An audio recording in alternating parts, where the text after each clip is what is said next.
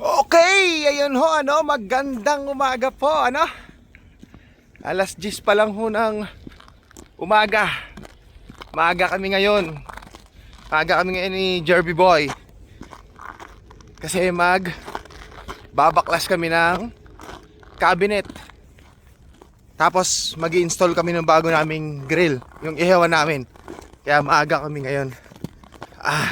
Sana maging maayos lahat. Tapos matapos namin kaagad. Yan. It's so early in the morning, pataas pa lang yung araw, and it's Friday today. So, kaya gusto namin matapos ni Jerby Boy ng maaga. Kasi nga, Biyernes ngayon, so magiging busy ngayon.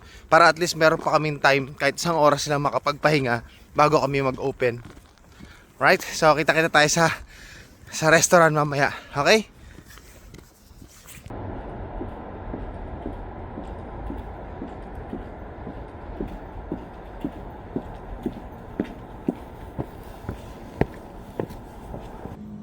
So okay, nandito na ako ngayon sa restaurant. Mag-isa pa lang ako. Wala pa si Jerby Boy. Bali, ito yung tatanggalin namin ngayon. Yan, ito. Tatanggalin namin yan. Pati ito. Yan, papalitan namin ng bago. Mas mahaba dito. Kaya kailangan namin tanggalin to. Kasi, hindi na siya kakasya dito. Hindi na kami makakapunta dun sa dulo. Sa freezer na yon. So, kailangan namin ikat itong kalahati nito hanggang dito para may space kami pag nilagay namin yung bagong grill. Nantay ko lang si Jerby Boy Medyo 10:20 ako nakarating 10:30 pa naman siya. 10:23 pa lang So, hintayin ko muna. Pero inumpisahan ko nang baklasin yung mga parte-parte para mamaya lagari na lang kami. Sagay-sayos na rin ako dito. Nag-seal na rin ako nitong mga gilid ng lababo. Tanda na kasi itong restaurant na to nasa mag-11 years na itong restaurant na to. Kaya medyo tutusin nga kailangan nito ng renovation Pero hindi may ibang plano yung amo ko Kaya paunti-unti yung kami na lang ang nagre-repair ng kung anong pwedeng i-repair. Parang alam ko balak imbis na i-renovate mag-open na lang ng panibagong restaurant, which is mas maganda, di ba? Mas maraming empleyado matutulungan magkatrabaho. Kaya yung mga simpleng gawa dito, kami na lang gumagawa. Kaya tulad niyan, simple lang, kakat lang naman yan Tapos sasalpak lang namin yung board sa gilid para ma-enclose pa rin siya. So, antentay ko muna si Jerby Boy. Tapos buti-buting-ting muna ako dito kung ano mabubuting-ting, alright?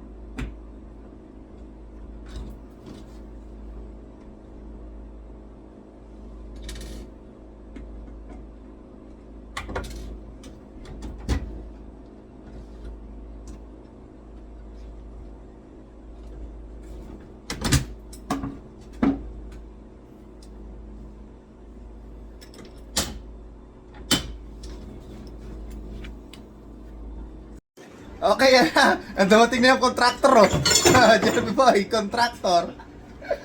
Okay, mag-uumpisa na kami. Titignan ko makapag-video ko, nandiyan yung amo namin Pero yan, mag-uumpisa na kami, Dala-dala ni Jerby Boy yung mga kagamitan niya.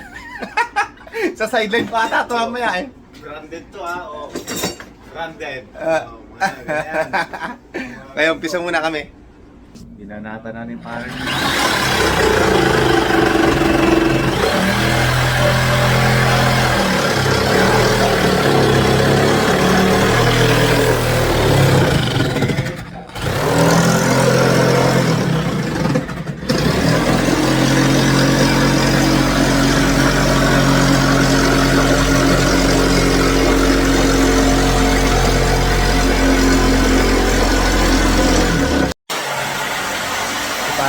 na bumabanat.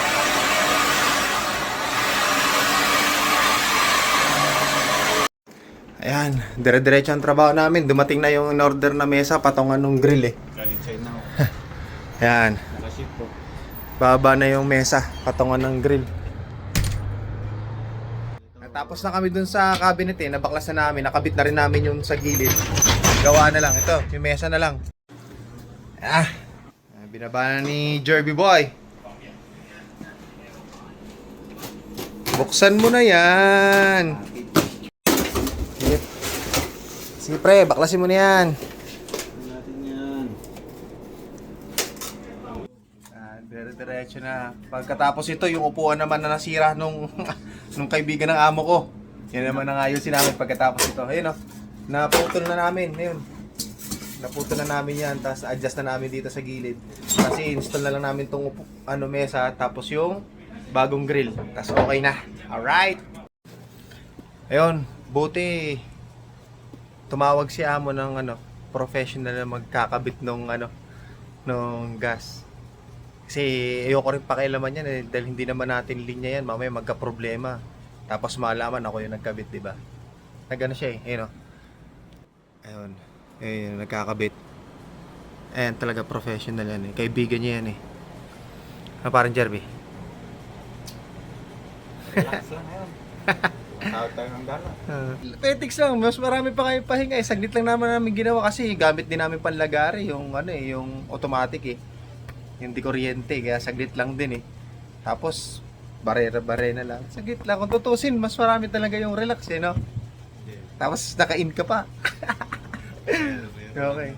Yun lang yung pinapangamba ko. Kasi yung pagkabit ng, ng propane. Kaya ko na may kabit. Ang problema, syempre, hindi naman ako talagang legit na nagkakabit doon. Pag nagka-problema yan, yari kami pare-pareho. Tatanungin si amo, sino nagkabit? Diba? Magkakaproblema pa tayo, bis wala tayong problema eh. Buti tumawag ng profesional. Kaya yun, antay-antay muna kami dito habang kinakabit yan. Naman namin to. Yan, no? Nabaklas na namin yan. Kasi kakabit na yung bagong grill. Yan. Yan ang itsura namin ngayon dito ni Jerby Boy. Relax lang. So, maaga pa naman eh. Ano pa lang, alauna. 4:30 pa yung check-in namin dito. Pero nakapag-time in na kami kanina. Alright! Pre, yung mga mapapautangin mo na naman. Easy money ka na naman ngayon eh. Oo, Diba? tag na. Magkamusta na kayo? Mga musta na raw kayo kay Jerby Boy. Kabahan ka na kapag nag-message sila, kamusta pre? Sabi ka, ay kabahan ka na. Utang na yung kasunod. May easy money ngayon si Jerby Boy oh. Di ba? Tumataging-ting na dolyares na naman. Pwede na naman kayo umutang. Okay? 按几磅算？ Pre.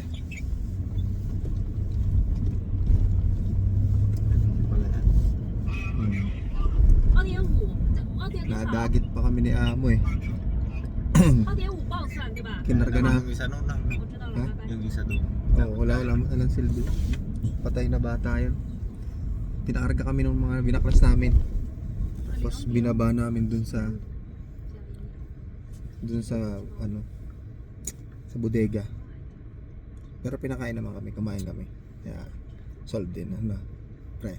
You know, we Solved. still have a lot of tacos in the warehouse. May ikon pa. Yeah. With mom and dad. Get small one。 It doesn't matter.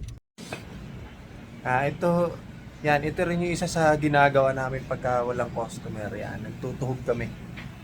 Yan, nagtutuhog kami ng mga skewers. Yung iba kasi, hindi naman PC, yung ibang skewers dito na namin ginagawa. Pero kadalasan talaga doon yung ginagawa sa warehouse doon kila Jerby Boy. Pero dahil lang customer, yan, sinasamantala ko. Tutuhog na rin ako kasi naubusan na rin kami. Yan.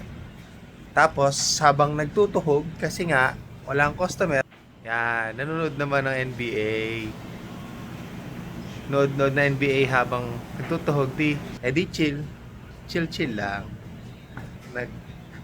Nagbaklas kami ng cabinet, nag-install kami ng grill.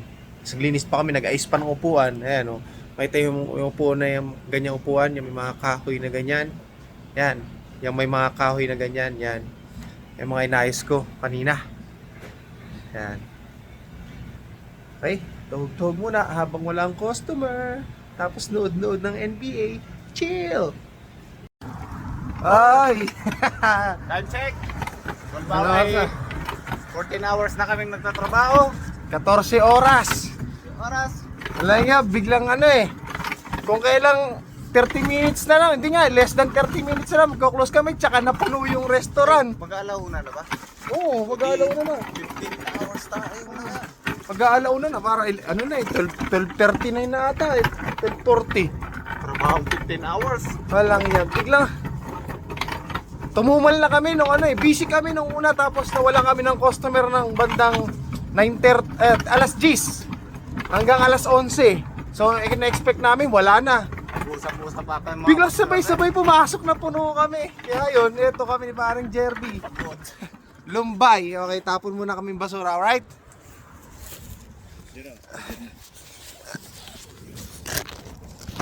Ay, tatawag siya.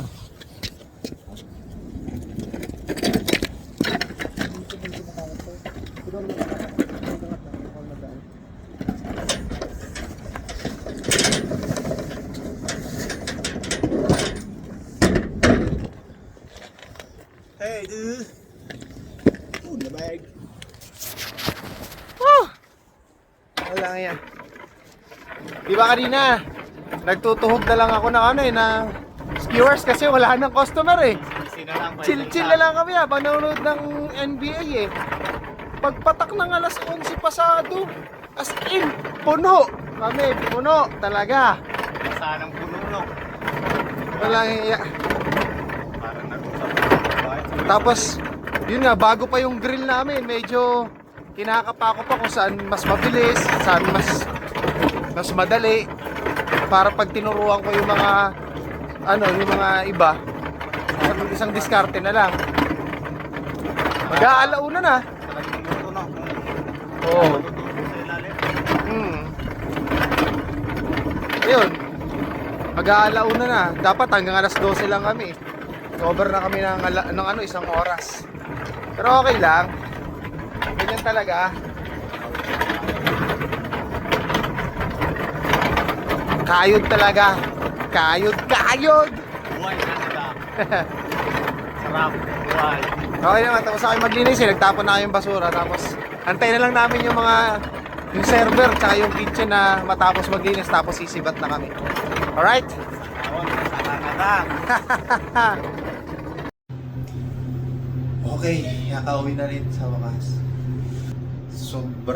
Sobrang sulit yung araw namin ngayon. Pero okay lang. Ganun talaga. Nangangamuhan. Alauna pasado na nang nakarating sa bahay. So, ano yan? Bukas na lang ulit. Buhay Canada. Alright? Thank you and see ya.